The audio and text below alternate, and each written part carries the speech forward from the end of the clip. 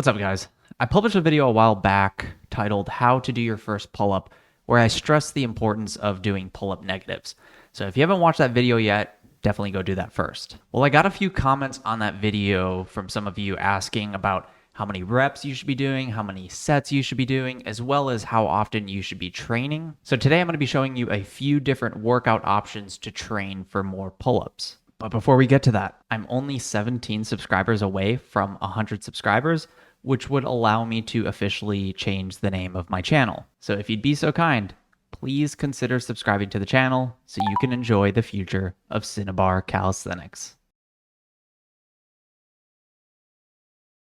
One of the first things to really consider here is your body weight. Because we're doing body weight exercises and pull-ups are a body weight exercise, your body weight is going to determine how hard body weight exercises are. So if you have a higher body weight exercises like pull-ups are going to be more difficult. It's pretty simple. For example, let's say we have two men, relatively untrained. One is 6 feet tall, 140 pounds. The other one is 6 feet tall, 220 pounds. The guy who's 220 pounds might be beating himself up. He's been training pull-ups, he's been doing negatives, and he's like, man, I just still can't do a pull-up. Whereas the man who's 140 pounds has been doing negatives, throwing in some pull-ups here and there, doing some lat pull-downs, and gets his pull-up pretty quickly. There's a big difference between these two. The guy who is 220 pounds might have the strength to pull himself up if he weighed 140 pounds. So if you're on the heavier side and you're really struggling with pull-ups, take into consideration that your body weight might be what's holding you back. So if you're on the heavier side or if you're overweight, don't beat yourself up too much because you've been training pull-ups and it's just still not there.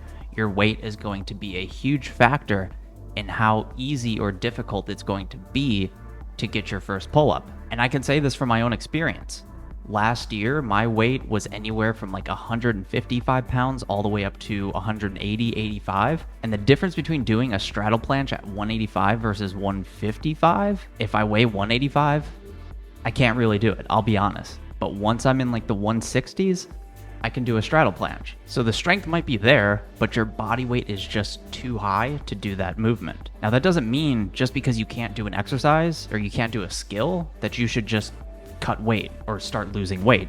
If you weigh 140 pounds and you're 6 feet tall and you can't do a pull-up, you need to train more and be patient. That's really all there is to it. But if you're 220 pounds and you're 6 feet tall and you're struggling with pull-ups, then you might want to spend a little more time focusing on your diet, dropping your body weight, as well as training. But if all you're doing is focusing on training, it's going to take a long time because you have more body weight and that's going to be harder to pull. Now, another thing worth mentioning before we get to the specific workouts is frequency. If you're still struggling with pull-ups, I cannot stress the importance of frequency enough. You need to be doing pull-ups multiple times a week, if not a little bit every day. When I first started working out and I could only do a few reps, I would train them every single time I was in the gym. Now back then I was doing full body workouts, so it made a little bit more sense to do pull-ups every single time I was in the gym, but I was training 3 days a week, maybe 4 near the end, but every time I was in the gym, I was doing pull-ups, getting those reps in, but because I wasn't training too often, that also allowed me to recover and to gain my strength back so that by the next time I was training, I would have the strength to do my pull-up workout. Okay, let's get to the workouts. Now, I have to have a baseline here when I'm coming up with some of these ways to train pull-ups. So for these examples, I'm going to assume we're working with somebody who has 5 max pull-ups. They want to increase their pull-ups. If they give it everything they have 5 reps in them. We're going to approach it with that person, but I'll also add some notes in if you don't have a pull-up yet, you're working on negatives to understand how you can incorporate this training into your routine. All right, so our first way of training pull-ups is what's known as ladder training. Now remember, we have somebody who can do 5 pull-ups max. So here, the most we're gonna do is about half of our max. So 5 divided by 2, 2.5. You can either round it down to 2 or round it up to 3, depending on you and how you feel doing these pull-ups. But the process is pretty simple. You're gonna start doing 1 pull-up or 1 negative, depending on where you are, and then you're gonna rest. And because this is a hard exercise for us, take a long rest. Take as much time as you need. Don't feel like you need to stick to a 1-minute rest period. Depending on what I'm doing, especially harder exercises, My rest will go anywhere from 3 minutes to 5 minutes. So if you need the rest, take it. Take as much time as you need to before you start your next set, where you'll move on to 2 pull-ups or 2 pull-up negatives. Rest. 3 pull-ups or 3 pull-up negatives. Rest. And then you reset. Do 1 pull-up, rest, 2, rest, 3, rest. Now at that point, you can stop. If you're like, I feel like I challenged myself, I feel like I got a good workout in, I put in a good effort, feel free to stop. But if you're like, you know what, I can do more, feel free to repeat that ladder again. Unless I'm right in front of you training, it's gonna be very hard to just throw out, this is how many you should do. This is how many times you should repeat this ladder.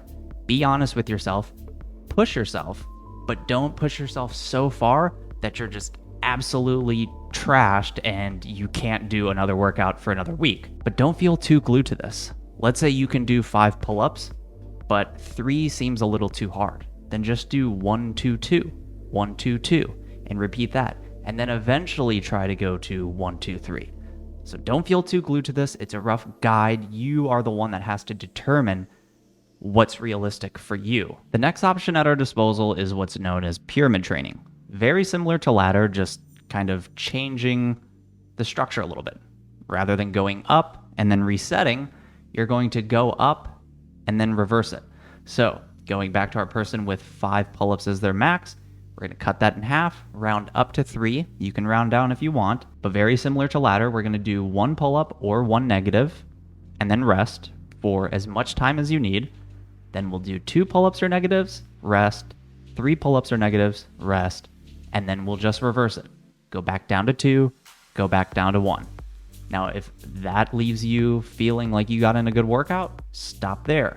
But if you did that and you're like, you know what? I actually feel all right. I think I could do that again.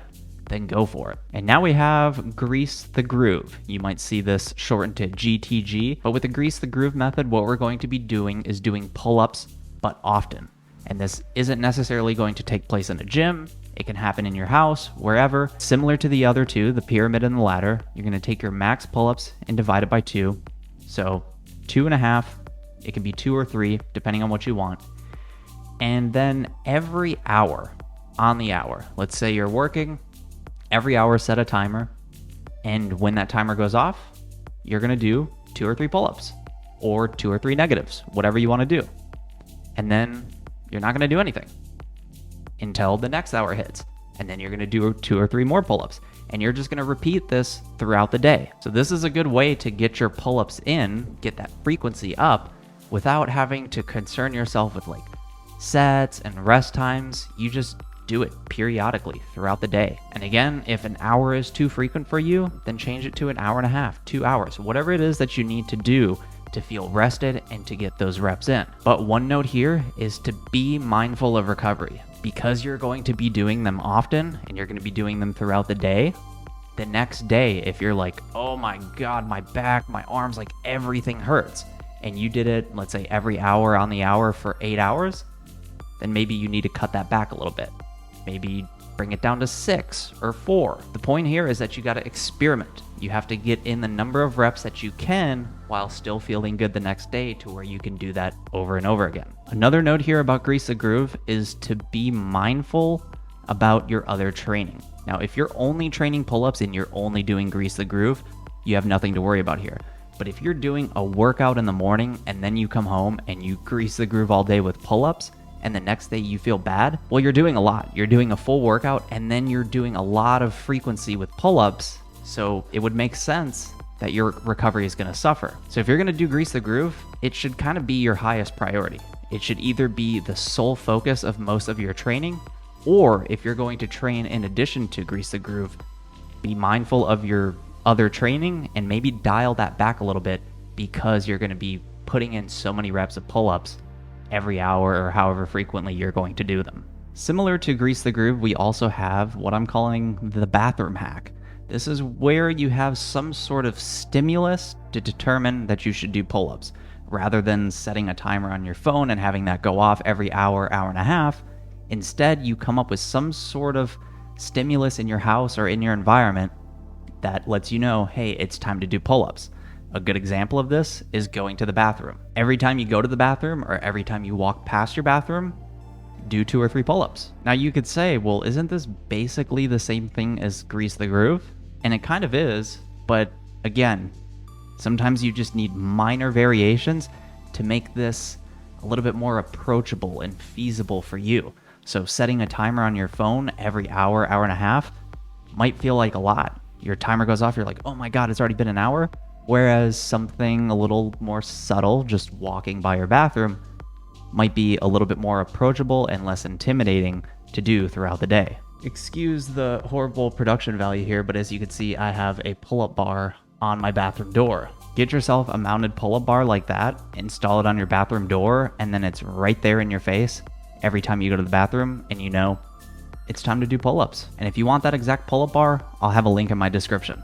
I think it's a lot better than most pull-up bars that are traditionally mounted on doors. You don't just hang this one onto the door frame, you actually drill it into the door frame, which might seem like a little bit more work, and it is, but I feel like the pull-up bar is much more stable, and in addition to that, you can actually lower the bar down and do inverted rows on it as well. Now finally, we have progressive overload. Now similar to the other ones, we're basing everything off of our 5 rep max.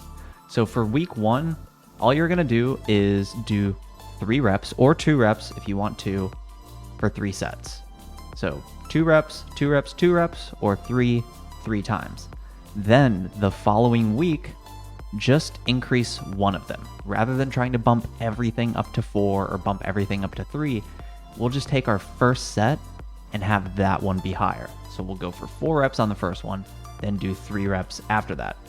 And then similarly, the following week, we change one more set, add another rep, until finally on week 4, we've upped all of our reps from 3 to 4. So now instead of doing 9 reps, we're doing 12 reps. A little bit of math in the head there. But yeah, all we're doing here, rather than ramping everything up at once and increasing the reps on every single set, we'll just pick one set. And again, depending on how you feel when you work out. So maybe on week 2, instead of having your first set be that 4 rep set, maybe you're like, you know what? The first set, I'd rather do 3. And then the second one, when I'm really feeling warmed up, then I want to do 2. Whatever it is that you want to do, just make sure that there's some sort of increase there. Feel free to adjust this however you want. You know, when I do my second set, I tend to feel a little bit stronger, but sometimes mentally, I just want to get that hardest set out of the way. So do whatever you need to do, but the focus here is that we're progressively increasing how much we're doing and progressively getting stronger. Do not overcomplicate this stuff. Pick what you want to do, pick the method you want, and it doesn't even have to be one of these. But whatever you pick, stick with it, at least for a month. Don't do it for a week, at least a month, maybe 2 or longer. And if you start out and you feel like you overdid it a little bit, it's okay. Let's say you go with the progressive overload method, and that first week, you're like, you know what? My max is 5, I'll do 3, but that was just too much. Then dial it back to 2. It's okay. This is a trial and error process. This isn't something that you should expect you nail it on your first try and boom, here's my training program, and it's exactly how it needs to be. There's gonna be a little bit of trial and error here. Maybe those 3 reps feel good for you, but maybe that's just a little too much and you need to bring it down to 2. That's okay. Just make sure that when you're making these adjustments, there's a reason for it, and that once you make those adjustments, as you go forward, you're trying to increase in some way. Just make sure that you're challenging yourself. You don't want to feel like you tortured yourself, but you want to feel like you pushed yourself. A little bit of soreness, a little bit of DOMS, delayed onset muscle soreness, is okay. If you wake up the next day, you're like, okay, yeah, I can feel I did something. That's fine. But if you wake up the next day and you're like, I can't do anything. I can't get out of bed. I can't even reach behind my shoulder. I can't put on a shirt. You probably overdid it. Go back to the plan, make some adjustments, reassess, recover, and then start again. Well, I hope this video was helpful for you. If you have any questions, comments, feel free to leave them below, and please consider liking the video and subscribing to the channel so that I can finally change the name of this channel to Cinnabar Calisthenics. See you guys next time.